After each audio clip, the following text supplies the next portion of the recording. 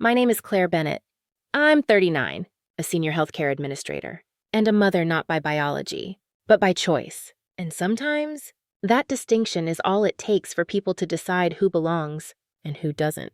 10 years ago, my younger cousin passed away in a car accident, leaving behind a 3-month-old baby girl. She had no siblings, no partner, no parents, just me. I didn't hesitate. I took Lily in. I held her through sleepless nights.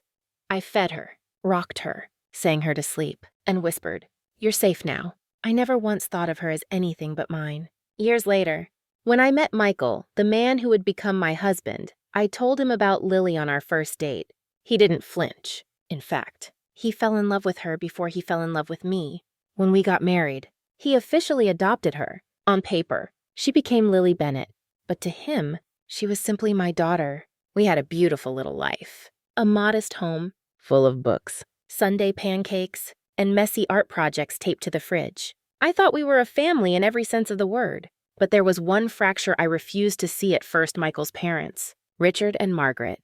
They smiled at me during holidays, brought Lily the occasional gift, and asked polite questions about school. But there was something missing in their eyes when they looked at her, something that didn't shine like it did when they looked at Ethan, their real grandson. Ethan is the son of Michael's younger brother. He's Lily's age, smart and loud and endlessly praised by his grandparents. At every birthday party, at every family gathering, the comparison was subtle but unmistakable. Ethan's already reading at a 6th grade level. Ethan looks just like Richard when he was that age. Claire. Lily's quiet. Is she okay? And then there were the questions they never asked her. The way Margaret always brought Ethan his favorite dessert, but never once asked what Lily liked. The way Richard insisted on taking just a photo of the boys during family dinners. Still, I tried to brush it off. Maybe I'm being oversensitive. I told myself, maybe it's just how older generations think. But deep down, I knew. I just didn't want to face it yet. At the time, I was scheduled to attend a 4-day medical conference across the state. Michael had a project deadline that kept him tied to the office. After much debate, we reluctantly asked his parents to stay at our house and help watch Lily after school. Just a few days, I thought, what could go wrong? What could go wrong? I had no idea that those 4 days would shatter everything I believed about the people I called family. Looking back, the signs were always there, quiet, persistent little fractures beneath the surface of an otherwise lovely life. It started with the photos. Every time we visited Michael's parents, Richard would line up the grandchildren for a family photo. Ethan was always front and center. Lily, if included, was placed on the side, half obscured, never called by name. Once, I heard Margaret say to a neighbor during a barbecue, "That's Ethan. Our grandson, and the other girl is Claire's niece, I believe." My breath caught. I didn't confront her. Not then. I told myself she was just old-fashioned, maybe even forgetful. But I remembered when Ethan came over. The difference became more blatant. Margaret would arrive with a bag of Ethan's favorite snacks, carefully packed with his name written in bold marker. She never once asked what Lily liked. Not once. Lily noticed. "Mama," she whispered one night as I tucked her in, "is it bad that I'm not their real granddaughter?" My heart broke. But I smiled. "Sweetheart, being real isn't about blood. It's about love, and you are loved. Completely." She nodded, but her eyes didn't shine like they used to. That was the first time I realized that love, no matter how fierce, couldn't always shield a child from cruel subtleties. The real turning point came during a family dinner. We were all seated at the long wooden table, Ethan already bragging about his science fair ribbon. Margaret was beaming. "He's just so gifted. Takes after his grandfather," she said, nudging Richard. Lily quietly mentioned that she had gotten an A+ on her art project, a watercolor of our house, complete with tiny purple flowers in the front yard. There was a pause. "Oh," Margaret said with a tight smile. "That's cute, but real intelligence runs in the family." You know, Michael clenched his jaw. I reached under the table and squeezed Lily's hand. After dinner, I tried to explain it away again. "They're just proud of Ethan," I told Michael. "Maybe they don't know how to connect with Lily." But even he, the ever-patient, ever-balanced son, was beginning to lose tolerance. "Claire," he said, "if they don't start treating her like family, they don't belong in ours." Still, we didn't confront them. We held out hope for change, for decency, for something to click. So when the conference trip came up and Michael's work got slammed with last-minute deadlines, asking Richard and Margaret to help with Lily felt like a risk. but a manageable one. They'll only be here a few days. I said, more to myself than to anyone else. Maybe this is a chance for them to bond. Michael hesitated but agreed. We'll check in constantly. It'll be fine. It wasn't. I returned a day early. The conference had ended sooner than expected, and after 4 days of hotel beds and polite networking, I wanted nothing more than to be home to surprise Lily with her favorite strawberry muffins and hear about her week. I didn't call ahead. I just drove. The house looked quiet when I pulled into the driveway. Too quiet. I opened the front door and immediately felt it. An emptiness that didn't belong. No laughter. No footsteps. No sound of cartoons on the TV. Just silence. Then I heard it, a soft, repetitive sound. I followed it to the kitchen, and there she was, Lily, on her knees, scrubbing the kitchen floor with a rag nearly as big as her arms. Her little hands were red from the cold water, and her hair stuck to her damp forehead. A broken glass lay nearby, a small purple stain of grape juice spreading across the tiles like a bruise. Lily, my voice came out sharp. Too loud, she jumped and looked up at me, eyes wide, not with relief but guilt. I'm sorry. Mama, she whispered immediately. I spilled the juice. They said I had to clean it. I didn't mean to make a mess. I swear. Where are they? I asked, my throat dry. They took Ethan to the amusement park. They said I wasn't allowed to go because I'm not. Family, my vision blurred. For a moment, I couldn't move. Then something ancient and sharp and cold rose in my chest. I knelt beside her and touched her cheek. You're done, I said softly. Get up! Sweetheart, you're done. She flinched when I reached for her hand. That broke me more than anything else. I wrapped her in my coat, carried her to the living room, and called Michael. He picked up on the first ring. Hey, how's the... They left her alone, I said, keeping my voice steady. Made her clean the floor. Took Ethan to the park. She hasn't eaten. She's shaking. I'm taking her to the pediatrician. And then we are having a very different kind of family meeting. There was a pause. I'm on my way, he said, his voice steel. I'll handle them. 20 minutes later, Margaret and Richard returned, holding balloons and churros, laughing with Ethan, the moment they saw me standing by the door, holding Lily's jacket and the broken glass. Their faces fell. Claire, Margaret began, you're home early. Get out, I said. Now, Richard stepped forward. Don't overreact. It was just a little... She's 10. You left a 10-year-old alone to scrub the floor while you took her cousin to a theme park. I snapped. You don't get to justify that. You don't get to speak to her again. You don't get to walk into this house like nothing happened. You're being emotional. Margaret tried again. She's not even your real... She's more real to me than either of you ever will be, I said. And with that, I shut the door behind them. Michael arrived in less than an hour. He didn't knock. He didn't pause. He walked straight through the door, past me, and into the living room where Lily was curled up in a blanket, clutching her stuffed bear like it was the only solid thing left in the world. He sat beside her on the couch, gently touched her shoulder, and whispered, I'm so sorry, sweetheart. She nodded once, but didn't speak. Then he stood and turned to me. Tell me everything. I did, slowly, calmly. Every word felt like breaking something sacred.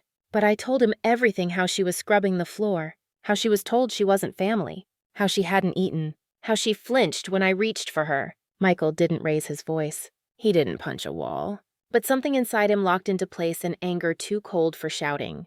I'm calling them, he said. I didn't stop him. He stepped outside. I watched through the window as he spoke into the phone. His hand clenched, his body motionless. I didn't need to hear the words. I could feel them. When he returned, he looked exhausted but firm. They're not allowed near her again. Not in this house.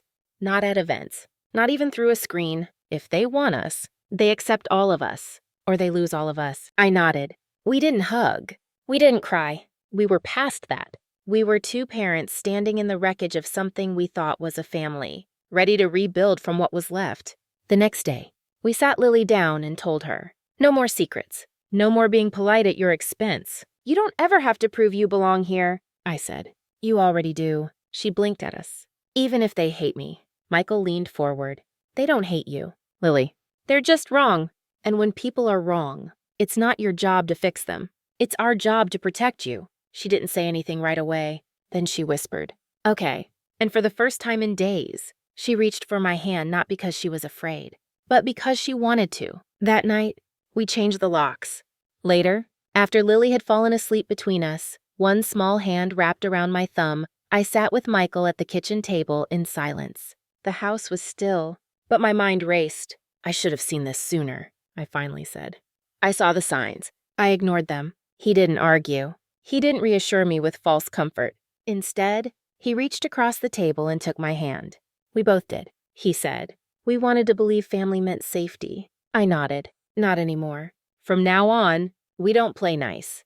We protect her first. We start tomorrow, he agreed. New rules. New boundaries. And if anyone crosses them, they're out. We stayed at that table for a long time, mapping out our plan like generals before a war we hadn't asked for. No more letting comments slide.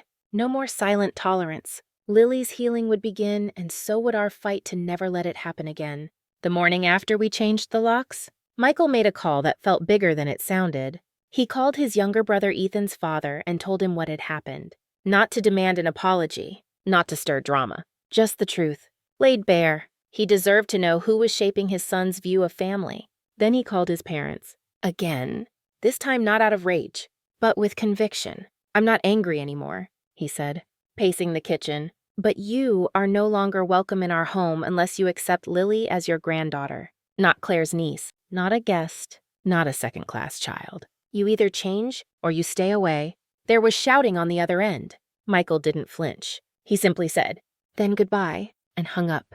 That afternoon, he sat with Lily in the garden and showed her how to plant snapdragons. It was something his mother once taught him before all the expectations, the judgments, the quiet rejections. Now he passed it on, not to honor her, but to rewrite the memory with someone who mattered.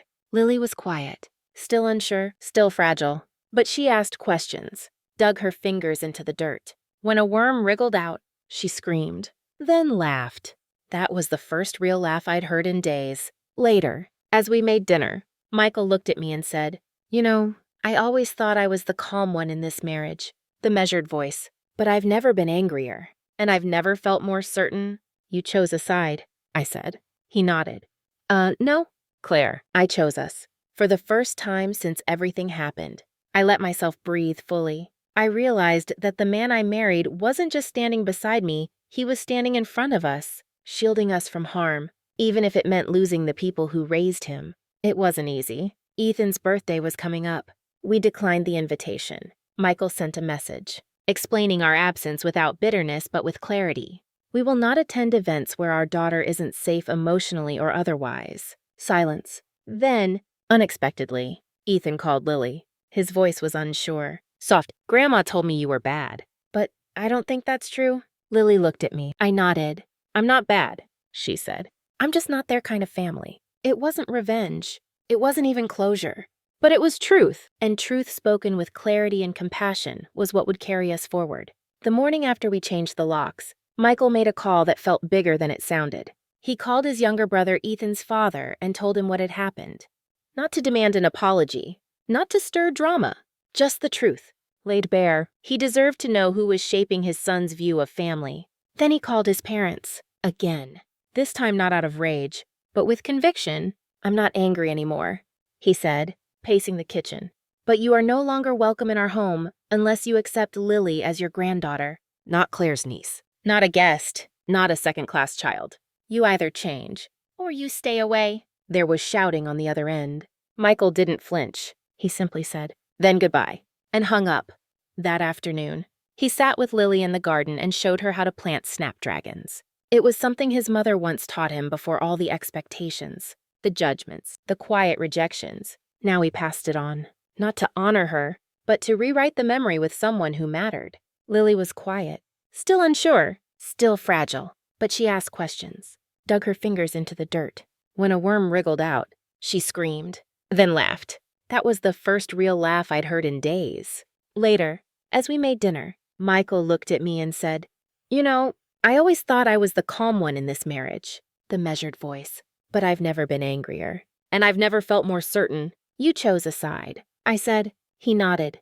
No, Claire, I chose us. For the first time since everything happened, I let myself breathe fully. I realized that the man I married wasn't just standing beside me, he was standing in front of us, shielding us from harm, even if it meant losing the people who raised him.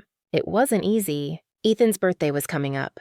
We declined the invitation. Michael sent a message, explaining our absence without bitterness, but with clarity. We will not attend events where our daughter isn't safe emotionally or otherwise. Silence. Then, unexpectedly, Ethan called Lily. His voice was unsure. Soft. Grandma told me you were bad, but I don't think that's true. Lily looked at me. I nodded. I'm not bad, she said. I'm just not their kind of family. It wasn't revenge. It wasn't even closure. But it was truth. That weekend, Michael drafted a document.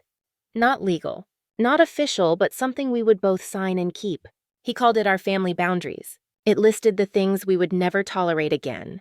Favoritism, exclusion, backhanded compliments, forced politeness. At the bottom, it said in bold, Lily comes first. Always. We shared it with our therapist, who said, this isn't just about protecting her. It's about reparenting yourselves too, redefining what family is allowed to be. Michael took it seriously. He began noticing moments where his own language slipped. He caught himself almost saying, your daughter, to someone, and stopped.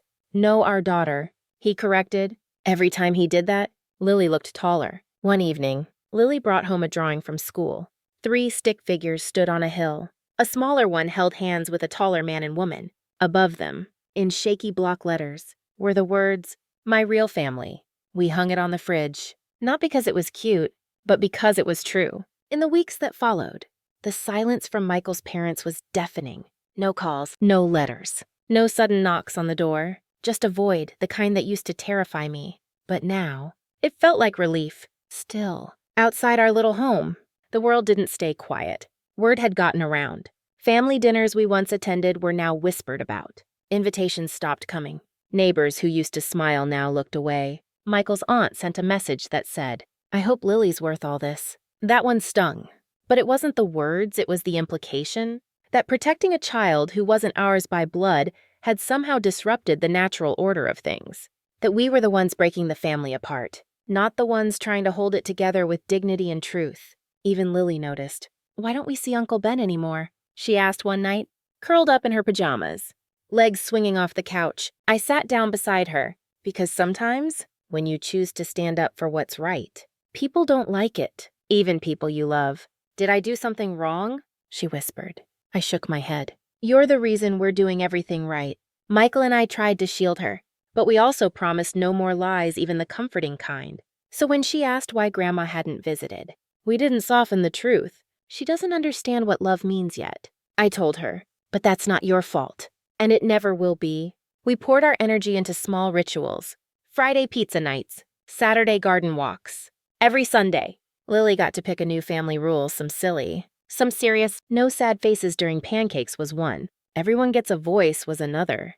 Through those tiny acts, we weren't just parenting, we were rebuilding. Still, the grief lingered in unexpected moments. I found Michael one evening sitting alone in the garage, staring at an old box of photographs, childhood birthdays, camping trips, Christmases where everyone smiled like nothing could ever fracture. He looked up when I entered, eyes hollow. I thought they loved me, he said, and now I'm not sure if they ever really did or if I was just what they expected me to be. I knelt beside him. They did love you, in the way they knew how, but that version of love, it had rules, conditions, and you finally broke them. He nodded slowly. I guess I just didn't think choosing you and Lily would mean losing them. You didn't lose them, I whispered. You found us. And still, there were moments that tested our resolve. At the grocery store, we ran into Margaret. Her face tightened the moment she saw us. She looked older, smaller somehow. For a split second, I saw something behind her eyes, regret. Maybe, but then it vanished. She didn't speak to us, just turned the cart around and disappeared down the baking aisle. Lily looked up at me. That was her, wasn't it? Yes. She didn't say hi. She's not ready, I said, but that's on her. Lily nodded. I don't need her to be ready. That night, I wrote something in my journal I hadn't allowed myself to believe before. Family is not made weaker by letting go of people who hurt you. Sometimes, that's how it finally becomes strong enough to survive. It started with silence, not the cold kind that stings, but the kind that lets you breathe. Lily's therapist, Dr. Elaine, was a soft-spoken woman with silver hair and a voice like warm tea. On our first visit, she asked Lily if she wanted to talk, draw, or just sit. Lily chose to draw. She filled 3 pages with quiet scenes, a locked door, a kitchen floor, A tiny girl with red cheeks and big eyes. She didn't say much that day. But when we got home, she asked if we could go back next week. We did, week after week. Lily began to open slowly, like a flower that wasn't sure the frost had passed. She talked about the way Grandma never looked at her, how Grandpa only brought Ethan gifts, how she thought it was her job to be good enough to stay. One afternoon, she said something that broke me. I thought if I cleaned better, maybe they'd love me. Michael had to leave the room. Doctor. Elaine worked with all of us. She gave Lily tools, breathing exercises, affirmation cards, a safe word she could use at home if things felt overwhelming. But she also gave us the parents something we didn't know we needed: permission to be angry, to be protective, to rewrite the rules. We started with boundaries. Real ones. We wrote them down, shared them with our extended family. Some rolled their eyes, some called us dramatic, but a precious few understood. Michael's cousin Amelia, who always seemed distant at family events, reached out. I cut off contact with them years ago, she admitted. They did the same thing to me. It wasn't just us. We realized we were just the first to say no out loud. At home, we made changes, not big ones, but deliberate. We created a feelings corner in the living room with pillows, journals, and noise-canceling headphones. We let Lily pick out a nightlight that made stars spin on her ceiling, her idea of safe. We also built connection rituals. Every Tuesday, we had what Lily called truth time. One question, no judgment.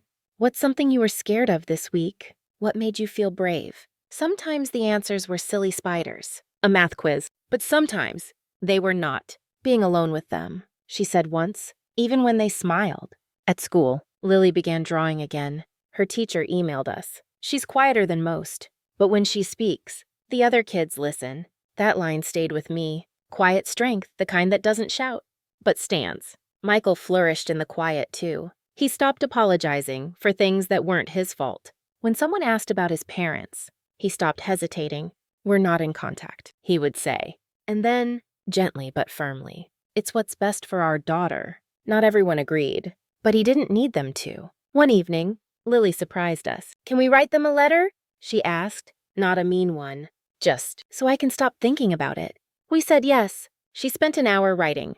When she finished, she folded the page in half and handed it to me. It read, "Dear Grandma and Grandpa, I don't want to hate you, but you made me feel like I didn't matter. That was wrong. I hope you learn how to love better. But I won't wait for you. Goodbye." Lily, we didn't send it. She didn't want to. I just needed to say it, she said. And that was enough. We ended that day with pancakes. No sad faces allowed. Lily asked if we could add a new family rule. You're allowed to be mad as long as you don't stay there forever. We all agreed. Healing doesn't just change what happens inside a home, it ripples outward. At first, the change was subtle. A neighbor who once gave us tight smiles at the mailbox now lingered longer, asking how Lily was doing. A teacher at school, who previously referred to her as Claire's niece, sent home a note apologizing for the confusion and thanking us for our remarkable parenting. It was strange how clarity made others uncomfortable, but also how it made them reflect. Some pulled away entirely. Others leaned in, quietly admitting they'd seen the same patterns in their own families and never found the words to confront them. Amelia, Michael's cousin, invited us to lunch. She had never been particularly close distant. Aloof, but now there was warmth in her voice. I used to think you were just trying to stir things up, she said, stirring her tea. Now I think you were just brave enough to say it first. Michael didn't gloat. He didn't even smile. He just said, I wish we'd said it sooner. We weren't looking for approval, but it felt like, finally, the fog was lifting. Even Ethan started changing. It began with a school project, a family tree assignment. His mom sent us a photo of what he made. 2 trees side by side. One labeled what they told me and one labeled what I believe. Under the second tree, Lily's name appeared right beside his, drawn in the same color. That night, Ethan called. No prompting. No adult behind the scenes. I don't know why they were mean, he said awkwardly, but I think it wasn't your fault. Lily didn't say much. Just, thanks. But she kept the picture he sent and taped it inside her sketchbook. Later, I found her drawing again this time. A large oak tree with people sitting underneath it. All of them smiling. All of them holding hands. No labels. That same week, our therapist asked Lily, how do you feel when people say you're adopted? She tilted her head. I feel like I'm lucky. I got chosen twice. Elaine smiled. That's one way to look at it. Michael and I exchanged a glance, a mix of pride and disbelief, not because she had said something profound, but because it came with such ease. The shame was gone, the apology for existing, gone. In its place was something we hadn't dared hope for: confidence. One evening, as we walked home from a local fair, a woman from the neighborhood, someone who had stopped inviting us to block parties, approached cautiously. "I owe you an apology," she said. "I didn't understand what you were fighting for." "I do now." We didn't need her apology, but we accepted it not for her, but for ourselves. Because sometimes, healing isn't just about what you leave behind. It's about who you start drawing back in carefully, intentionally, with clearer eyes and a steadier voice. And in that slow, quiet reweaving of the world around us, we began to realize we weren't just a family in survival mode anymore. We were becoming a family in full bloom. It happened on a Thursday afternoon, quiet and unannounced. I was folding laundry when the doorbell rang. Michael was still at work, and Lily was upstairs reading. I wiped my hands, walked to the door, and froze. Margaret stood on the porch, holding a small tin in her hands. She looked older. Not just tired, thinner, paler, like someone who had been carrying something far heavier than she knew how to put down. "Claire," she said, voice hoarse. I don't expect to be let in." I didn't say anything. I didn't move. She held the tin out. "They're Lily's favorite cookies. Or, I think they used to be. I might have remembered wrong. Still, I didn't take them. I'm not here to explain myself," she continued.